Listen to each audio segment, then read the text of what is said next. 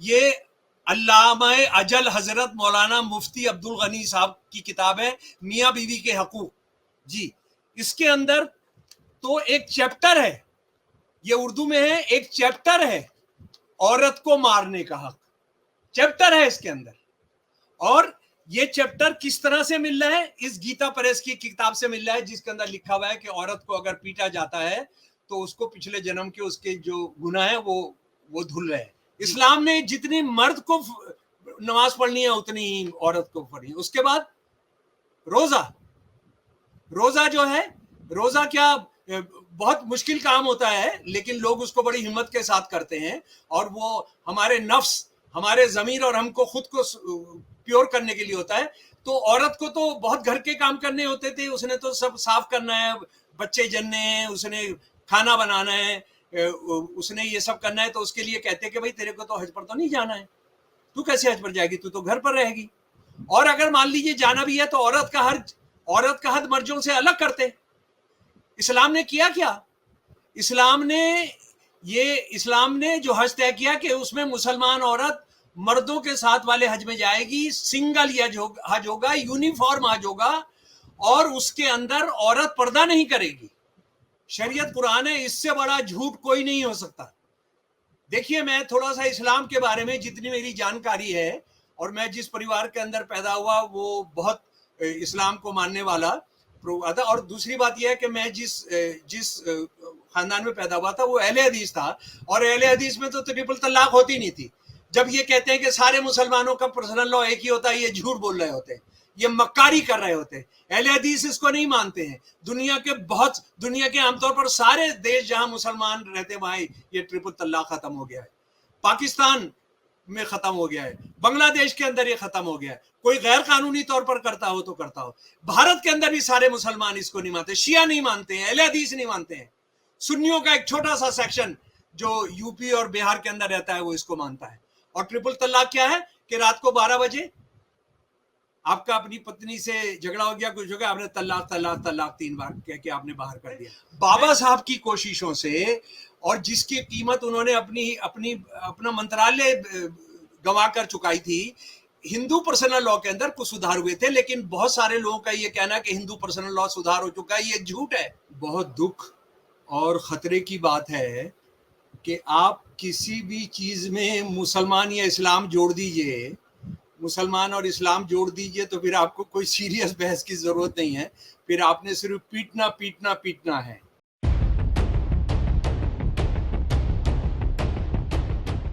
क्या है uniform civil code और पर्सनल कानून? अम्बेडकरनामा पे लगातार एक्सपर्ट से आप समझने की कोशिश कर रहे हैं, और मैं भी समझने की कोशिश कर रहा हूं। और आज इस एपिसोड में और ये समझने की कोशिश करूंगा कि यूसीसी यूनिफॉर्म सिविल कोड क्या है और पर्सनल लॉ क्या है। थोड़ा सा बैकग्राउंड देता हूँ, उसके बाद सीधे शमसुल इस्लाम साहब के पास चलूंगा। लगातार वो बोल रहे हैं अम्बेडकरनामा पर, और बहुत ही शोध परक, तथ्य परक बातें रख रहे हैं। दोस्तों, रतनलाल बोल रहा हूँ और आप देख रहे हैं अम्बेडकरनामा। थोड़ा सा बैकग्राउंड देता हूँ और सीधे शमसुल साहब के पास कि भारत में हिंदू, सिख, बौद्ध और जैन हिंदू कानून से शासित है। हिंदू कानून से शासित है, जबकि पारसी, ईसाई और मुस्लिमों के अपने निजी कानून हैं, जो उनके धार्मिक कथनों पर या उन कथनों की समझ पर आधारित। पारिवारिक कानून के रूप में जाने जाने वाले इन कानूनों में शादी, तलाक, बच्चों की कस्टडी और उत्तराधिकार से जुड़े मुद्दे शामिल हैं, जिन्हें हम पर्सनल लॉ कहते हैं। अंग्रेजी शासनकाल में ये लॉ बना था। लेकिन थोड़ा सा यहाँ जो मेरी समझ है, जिसे समझ सकता हूँ कि आदिवासियों के भी अपने कानून है, और हिंदू कानून में भी कई तरह की धाराएं हैं। उनके सेक्स में, संप्रदायों में कई तरह की धाराएं हैं। बहरहाल, समझने की कोशिश ये है कि पर्सनल लॉ क्या है और यूसीसी क्या है। पर्सनल लॉ को और जब भी बात होती है यूसीसी की या पर्सनल लॉ की, सिर्फ मुस्लिम से जोड़ा जाता है। इसमें ईसाई और पारसी इधर है। तमाम पेचीदगियों को समझने की कोशिश है इस एपिसोड में। पूरा वीडियो देखते रहिएगा, सुनते, शेयर और सब्सक्राइब करते रहेगा। सीधे लिए चलता हूँ शमसुल साहब के पास। सर स्वागत है आपका, जय भीम। जी बहुत धन्यवाद। जय भीम, इनकलाब सर जिंदाबाद। जी जिंदाबाद सर। और एक इनिशियल बैकग्राउंड मैंने देने की कोशिश की है आप बहुत और बहुत फ्लोर इज अच्छा, बहुत अच्छा आपने दिया है। असल में इस देश के लिए बहुत दुख और खतरे की बात है कि आप किसी भी चीज में मुसलमान या इस्लाम जोड़ दीजिए, मुसलमान और इस्लाम जोड़ दीजिए तो फिर आपको कोई सीरियस बहस की जरूरत नहीं है, फिर आपने सिर्फ पीटना पीटना पीटना है। जी। और ये जो यूनिफॉर्म सिविल कोड है इस पर डॉक्टर रतनलाल हमने पहले भी बात की थी कि यूनिफॉर्म शब्द अपने आप में ही बहुत खतरनाक है और ये याद दिलाता है स्कूल की यूनिफॉर्म का, और ये सचमुच में उसी तरह का मामला है। जरा सा सोचिए, एक एक सभ्यता, एक देश जिसको हिंदुत्ववादी कहते हैं कि 5,000 साल पुराना है ना, यानी वो बहुत पुराना है, पर वो तो कहते हैं कि 5,000 साल पुराना है। और उसमें कितने रूप हैं, कितने रंग हैं। उसमें ब्राह्मणवादी जो धाराएं हैं, उस धाराएं के अंदर 85 उलट पलट हैं। और उसके बाद फिर उसमें बौद्ध धर्म है, सिख धर्म है, उसके बाद फिर जैन धर्म है, और उसके बाद इस्लाम है, सिखिज्म है, और जिसके अंदर हजारों भाषाएं हैं।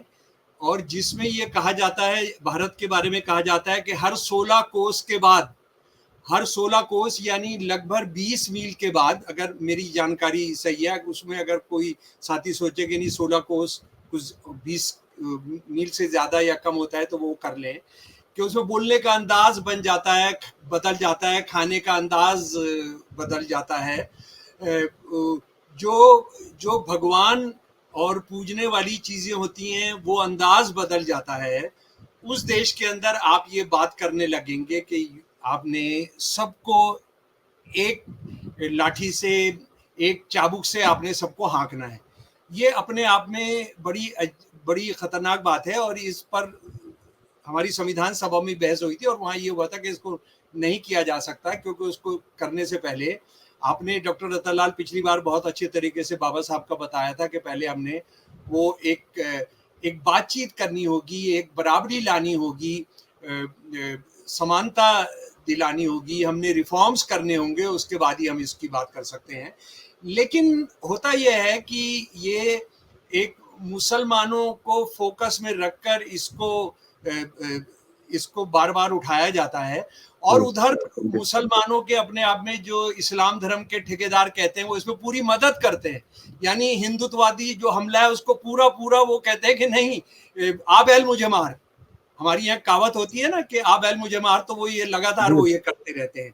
देखिए, ये जो यूनिफॉर्म सिविल कोड की बात है, अभी थोड़ा सा आप बाकी धर्मों को छोड़ दीजिए, आप हिंदू धर्म जो जिसको आज हम सनातन धर्म कहते हैं, हालांकि हिंदू धर्म के बहुत सारे दूसरे रूप हैं, पर आजकल जिसका डंका बज रहा है, जिसका अश्वमेध यज्ञ, अश्वमेध घोड़ा दौड़ रहा है, वो तो सनातन धर्म है, सनातन धर्म है।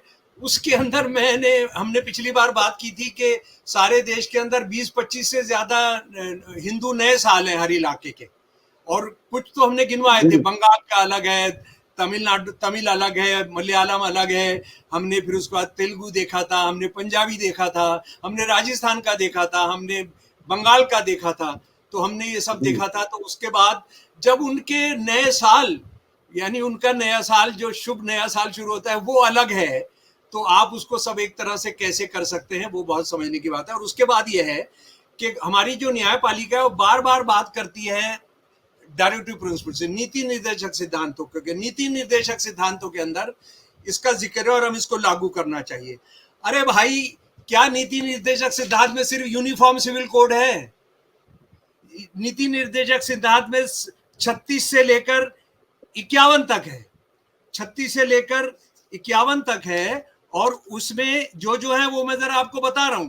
उसमें एक ये है कि राज्य जो है वो अपनी जनता के लिए, उनकी उनकी उनकी वेलफेयर के लिए एक ऐसा सामाजिक ढांचा बनाएगा जिसमें बराबरी हो। उसके बाद है अपने काम करने का अधिकार दिया जाएगा। उसके बाद है कि आपने काम, जहां मजदूर काम करते हैं या किसान काम करते हैं, वहां पर ऐसे एक मानवीय माहौल बनाएंगे जिसके अंदर वो काम कर सके और जिंदा रह सके। उनको न्यूनतम मजदूरी नहीं देनी होगी, लिविंग वेज देना होगा, लिविंग वेज देना है। ये 43 है। उसके बाद यूनिफॉर्म सिविल कोड 44 है, और उसके बाद 49 है कि हमारे देश के जो मॉन्यूमेंट्स हैं, जो ऐतिहासिक बिल्डिंगें हैं, उनको सुरक्षित रखना होगा। तो हम कितना इनको फॉलो करते हैं वो तो आप बाबरी मस्जिद के गिराने वाले उससे देख सकते हैं कि इसके रहते हुए भी आरएसएस के लफन के गुंडे जो थे, उन्होंने इसको इसको इसको ढाया था बाबरी मस्जिद को। बात यह है कि यूनिफॉर्म सिविल कोड के अंदर, यूनिफॉर्म सिविल कोड के अंदर कितनी चीजें हैं, दरअसल उसको हम लोग देख लें।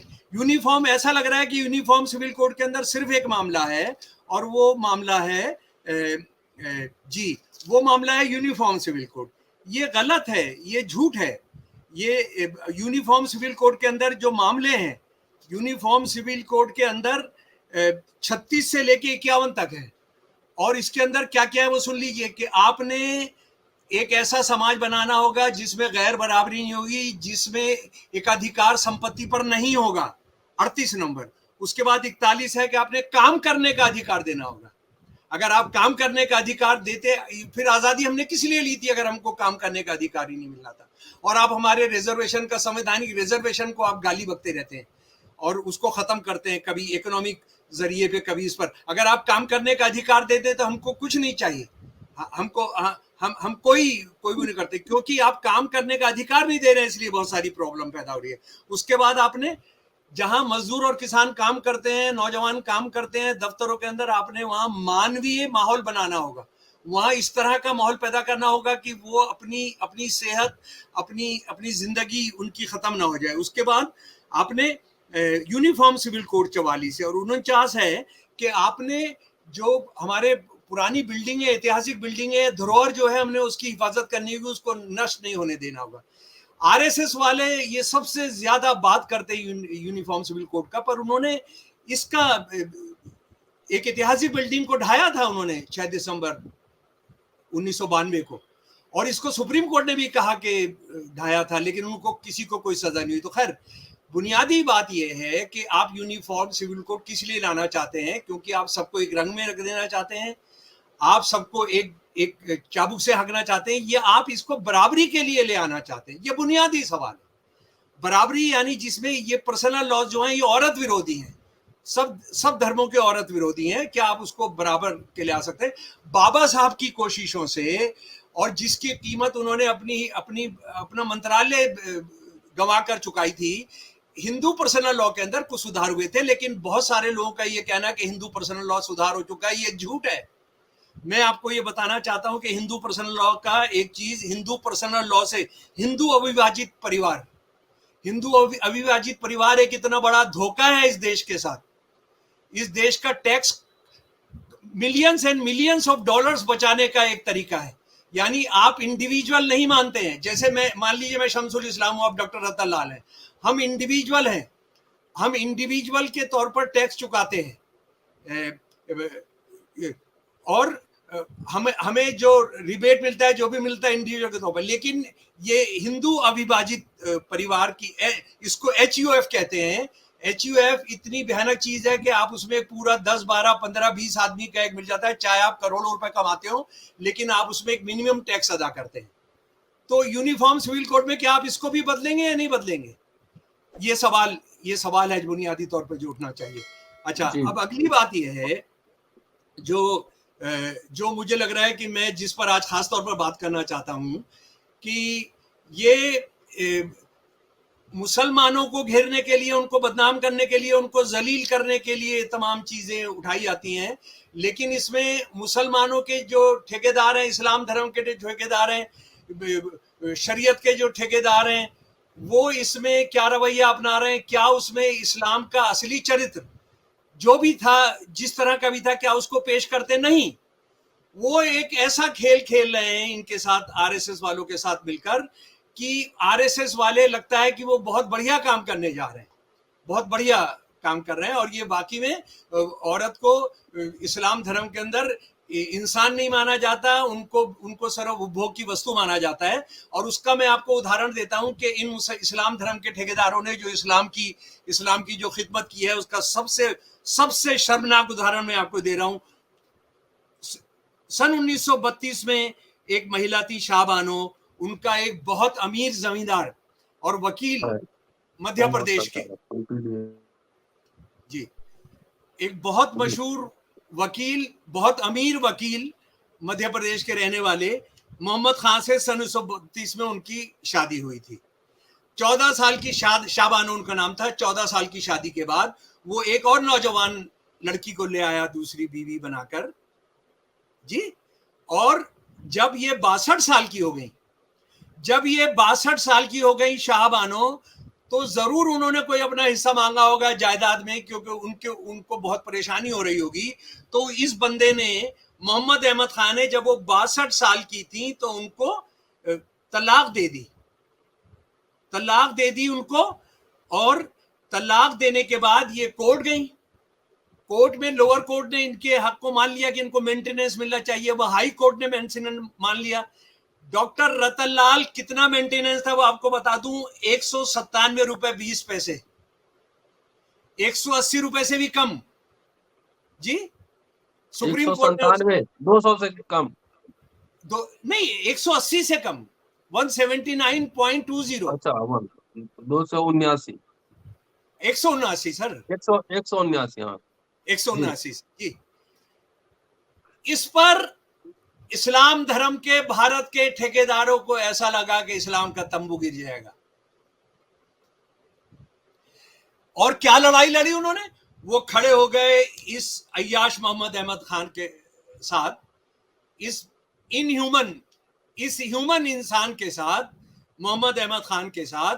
और मोहम्मद अहमद खान को उन्होंने कहा कि उसको जो कहा जा रहा है कि 180 रुपए से भी कम जो ये उसको देना है, खर्चा देना है, ये इस्लाम के खिलाफ है, ये शरीयत के खिलाफ है। और शरीयत जो है वो कुरान से निर्धारित होती है। झूठ पर झूठ बोले जा रहे हैं। देखिए इसमें मैं मुसलमान नौजवान लड़कों से और बच्चियों से कहना चाहता हूं खासतौर पर, इसमें पीड़ित कौन था? कोई हिंदू औरत थी, कोई ईसाई औरत थी, कोई सिख औरत थी? इसमें एक 62 साल की पीड़ित विक्टिम थी, वो मुसलमान थी। वो सन 1932 में ब्याही गई थी और सन 1932 में 62 साल की शादी के बाद उसको वो घर के बाहर कर दे रहा है। उसने तलाक तलाक तलाक कहा और उसने बाहर कर दिया। और उसके साथ इस्लाम धर्म के ठेकेदार खड़े नहीं हुए, उसके खिलाफ खड़े हुए, उसके खिलाफ। उससे ज्यादा शर्म की बात क्या हो सकती है? अच्छा, उसके बाद आप ये देखिए, ये मुस्लिम पर्सनल लॉ बोर्ड, अरे भाई मुस्लिम पर्सनल लॉ बोर्ड आज क्या स्टैंड कर रहे हैं? पिछले दिनों इन्होंने सारे उर्दू के अखबारों में एक एडवर्टीजमेंट छपवाया, एक एडवर्टीजमेंट। और इनको पहली बार दूसरे धर्म के लोग भी याद आ रहे हैं। उस एडवर्टीजमेंट में है कि हम सारे दूसरे धर्म के लोगों से भी, कि हमारा तो बहुरूपी देश है, ये सब है, हमको उसमें नहीं करना चाहिए। लेकिन उसमें एक बात वो कह रहे हैं, शरीयत कुरान है, शरीयत कुरान है, इससे बड़ा झूठ कोई नहीं हो सकता। देखिए, मैं थोड़ा सा इस्लाम के बारे में जितनी मेरी जानकारी है, और मैं जिस परिवार के अंदर पैदा हुआ वो बहुत इस्लाम को मानने वाला था। और दूसरी बात यह है कि मैं जिस खानदान में पैदा हुआ था वो अहले हदीस था, और अहले हदीस में तो ट्रिपल तलाक होती नहीं थी। जब ये कहते हैं कि सारे मुसलमानों का पर्सनल लॉ एक ही होता है, ये झूठ बोल रहे होते हैं, ये मक्कारी कर रहे होते हैं। अहले हदीस इसको नहीं मानते हैं। दुनिया के आमतौर पर सारे देश जहां मुसलमान रहते वहां ये ट्रिपल तलाक खत्म हो गया है। पाकिस्तान में खत्म हो गया है, बांग्लादेश के अंदर ये खत्म हो गया है। कोई गैर कानूनी तौर पर करता हो तो करता हो। भारत के अंदर भी सारे मुसलमान इसको नहीं मानते, शिया नहीं मानते हैं, अहले हदीस नहीं मानते हैं। सुन्नियों का एक छोटा सा सेक्शन जो यूपी और बिहार के अंदर रहता है वो इसको मानता है। और ट्रिपल तलाक क्या है कि रात को 12 बजे आपका अपनी पत्नी से झगड़ा हो गया, कुछ हो गया, आपने तलाक तलाक तलाक 3 बार कह के आपने बाहर कर दिया। मैं जानता हूं, मैं क्योंकि काम करता हूं एक नाटक कर्मी के तौर पे औरतों के संगठनों के साथ, मैं जानता हूं, सैकड़ों मुसलमान बच्चों को जानता हूं कैसे उनको रात को दिन के अंदर किसी भी वक्त बाहर कर दिया गया तलाक तलाक तलाक करके। उसके बाद एक 4 शादी का मामला, 4 शादी इस्लाम का हिस्सा बन गया। ये लोग ना इस्लाम को जानते हैं ना कुरान को जानते हैं, और इन्होंने एक बहुत कुफ्र कर रहे हैं। ये वो कुफ्र ये है कि वो शरीयत को कुरान के बराबर का दर्जा दे रहे हैं। मैं जरा सा अब इस्लाम के बारे में डॉक्टर रतनलाल जी बताना चाहता हूँ। इस्लाम जब आया, औरत की अरब देशों के अंदर बहुत खराब हालत थी। उनके पैदा होने के बाद उनको दफना दिया जाता था, वो अय्याशी के लिए उनका इस्तेमाल किया जाता था। जो मंदिर था सबसे बड़ा वो अय्याशी की जगह थी, अय्याशी की जगह थी। और इस्लाम ने सबसे पहले जो ये काम किया कि आपने औरत को कहा कि आप ऐसा नहीं कर सकते हैं। और मैं इस्लाम के 5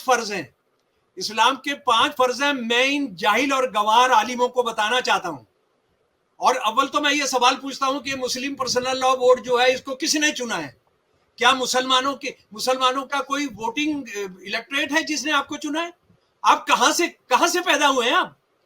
आप जो इस्लाम का सत्यानाश करने के लिए यहां पर आए हैं, और क्या क्या आप बोलते हैं, अभी मैं उसकी बात करूंगा। इतनी शर्मनाक बातें करते हैं। तो खैर देखिए, 5 फर्ज हैं इस्लाम के। कलमा पढ़ना, इस्लाम के लिए औरत और मर्द में कोई फर्क नहीं।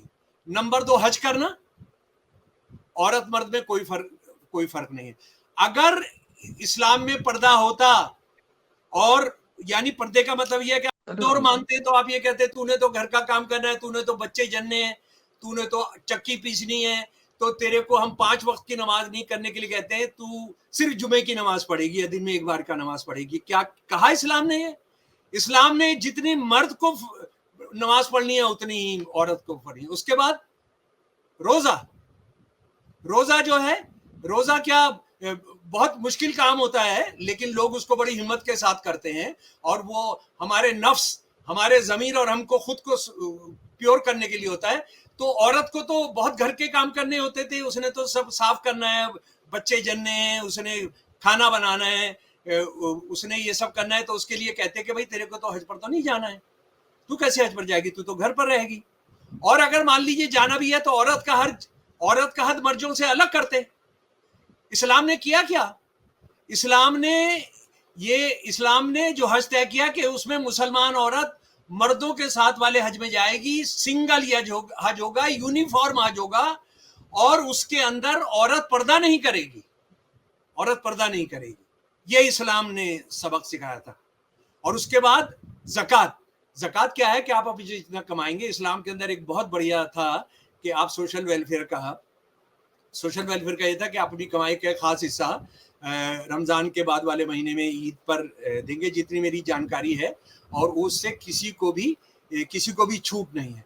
और ये इसमें से औरत को बाहर रखा जाता अगर ये माना जाता कि औरत का तो कोई बिजनेस करेगी नहीं, उसकी तो कोई बचत होगी नहीं, उसका तो अपना कोई पैसा होगा नहीं, तो उसको ज़कात तो उसके लिए फर्ज नहीं होती, लेकिन औरत के लिए ज़कात भी फर्ज की गई है। तो तुम कहां से निकल कर आ गए इस्लाम की नई व्याख्या करने वाले? और ये नई व्याख्या करने वाले क्या हैं? डॉक्टर रतनलाल और मेरे प्यारे दोस्तों, मेरे को इनसे, ये सड़े गले दिमाग के लोग जिनको इस्लाम नहीं आता और इस्लाम को बदनाम करने के लिए आरएसएस के हाथों में खेल रहे हैं, ये इस्लाम धर्म के मुफ्तियों ने जो औरत के बारे में जो किताबें लिखी हैं, मैंने पाकिस्तान, बांग्लादेश और भारत में से वो जमा की हैं, उसमें से कुछ मैं आपके सामने रख रहा हूं मैं। और जरा मैं आपको पढ़कर सुनाता हूं। ये अल्लामा अजल हजरत मौलाना मुफ्ती अब्दुल गनी साहब की किताब है, मियाँ बीवी के हकूक जी। इसके अंदर तो एक चैप्टर है, ये उर्दू में है, एक चैप्टर है औरत को मारने का हक, चैप्टर है इसके अंदर। और ये चैप्टर किस तरह से मिल रहा है? इस गीता प्रेस की किताब से मिल रहा है, जिसके अंदर लिखा हुआ है कि औरत को अगर पीटा जाता है तो उसको पिछले जन्म के उसके जो गुनाह है वो धुल रहे हैं जी। उसके बाद जनाब दूसरी किताब है, इसमें से मैं आपको कितना पढ़कर सुनाऊंगा, मुसलमान बीवी, ये इदारा तबलीग और दीनियात जामा मस्जिद दिल्ली जी। इसके अंदर जरा सुन लीजिए जनाब, क्या क्या आपको शर्म आने लगेगी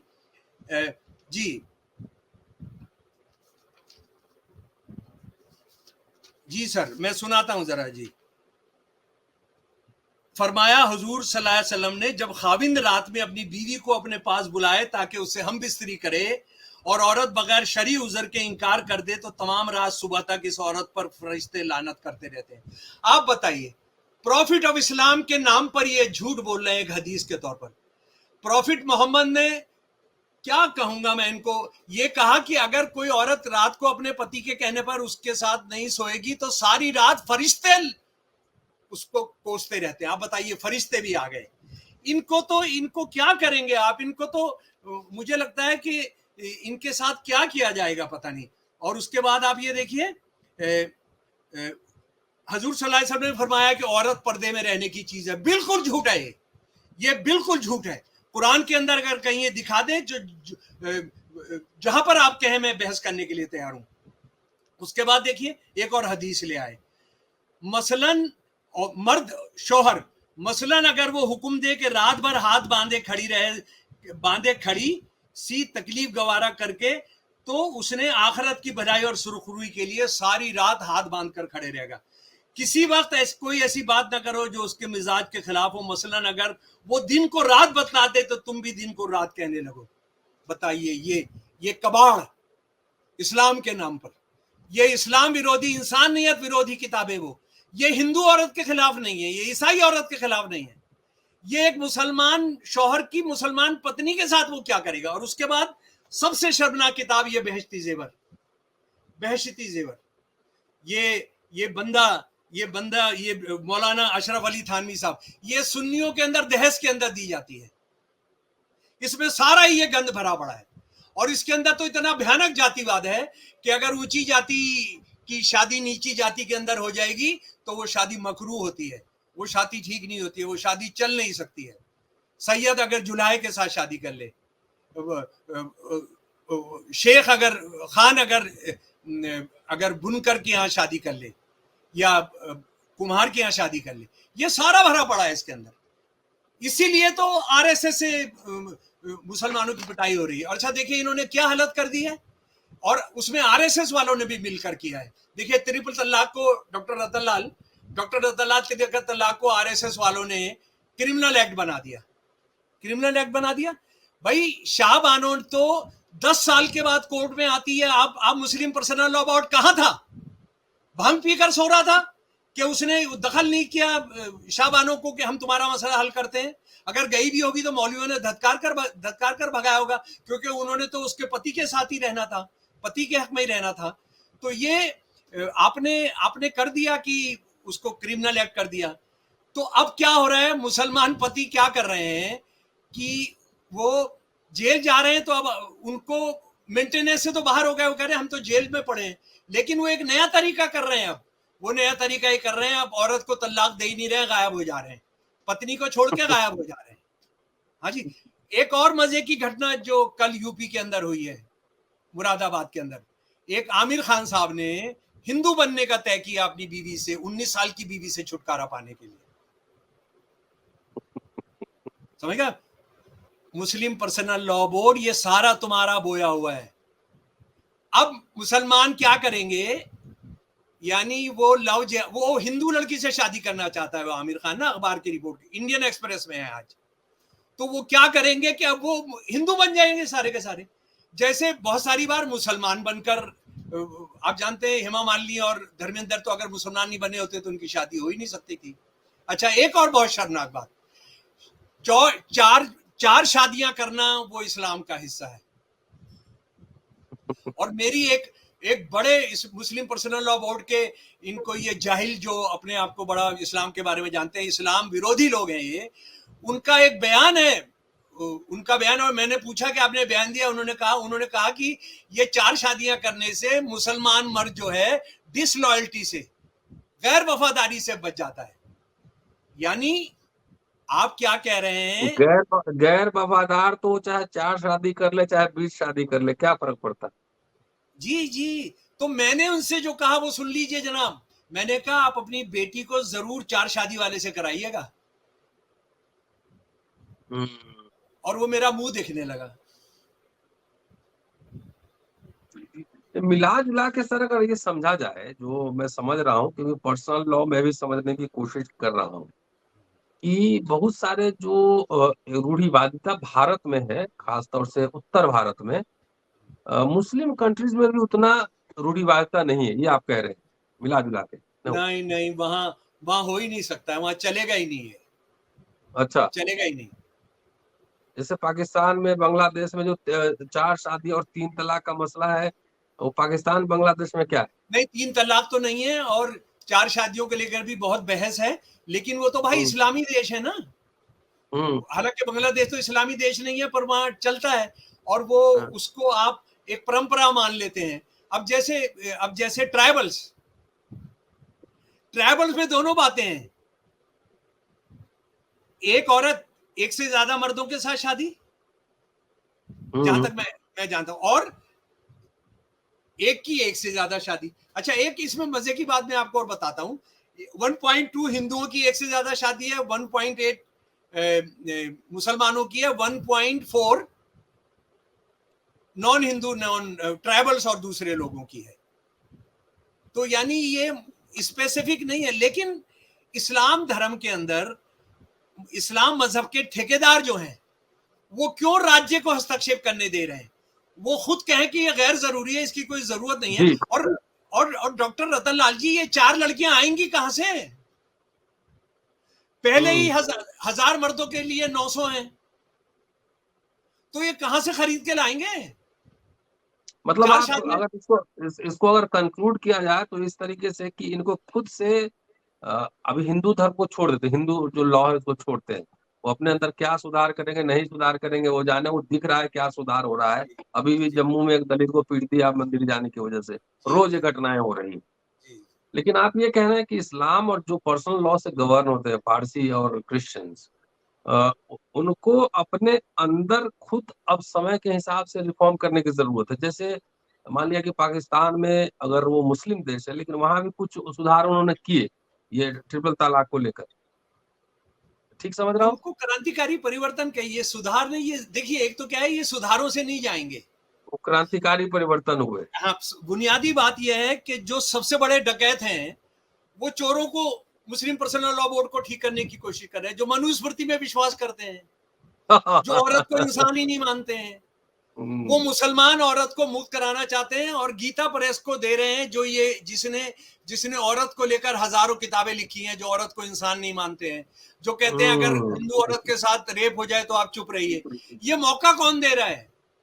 मतलब मेरी मिला मेरी जुला। मेरी मेरा मेरा मेरी मेरा दर्द यह है कि इस्लाम, जिसने 1400 साल पहले ये बराबरी दे दी थी, औरत में कोई फर्क नहीं किया था, ये कहां से जाहिल गवार और ये कौन से जंगल से आ गए ये मुस्लिम पर्सनल लॉ बोर्ड के लोग? मतलब आप दोनों कठमुल्लों पे बरस रहे हैं मिला जुला के, कि धार्मिक इस्लाम में कठमुल्ले। ये ज्यादा खतरनाक है, इस्लाम में ज्यादा खतरनाक है, क्योंकि उसने बराबरी का मैसेज दिया कभी। जी कभी। हाँ, और ये लोग उसको मलियामेट करने के अंदर लगे हैं। जी ये लोग उसको, ये हिंदुत्व से ज्यादा खतरनाक है मुसलमानों के लिए। देखिए, मेरे लिए क्या तो बात है। सीधा एक बात है, इस्लाम हिंदू धर्म सारा छोड़िए। शाहबानो एक औरत थी या नहीं? हम्म 62 साल की औरत थी या नहीं? हम्म एक असहाय औरत थी या नहीं? यस। वो कितना पैसा मांग रही है? 179 रुपए। 179 रुपए 20 पैसे। हम्म अगर कोई भी मजहब था दुनिया का, अगर उसके साथ खड़ा नहीं हुआ, तो उस धर्म को रहने का कोई अधिकार नहीं है। क्या बात है सर, शुक्रिया सर। और जल्दी आप घूम के आइए तो अगले हफ्ते आपसे एक शानदार एपिसोड करना है। और मिला जुला के संतुल साहब जो ना, जो कठमुल्लापन है धर्म के नाम पर, जो मनुस्मृति की असमानताओं में विश्वास करते हैं, वो मुस्लिम औरतों को सुधारने के लिए ही उसी से ये बात कर रहे हैं। दिलचस्प है। देखते रहिए अम्बेडकरनामा। जल्दी मिलता हूँ आपसे। यस सर, चेहरा के साथ दिखाइए आपका, ये थंबनेल में जाएगा ये। हाँ।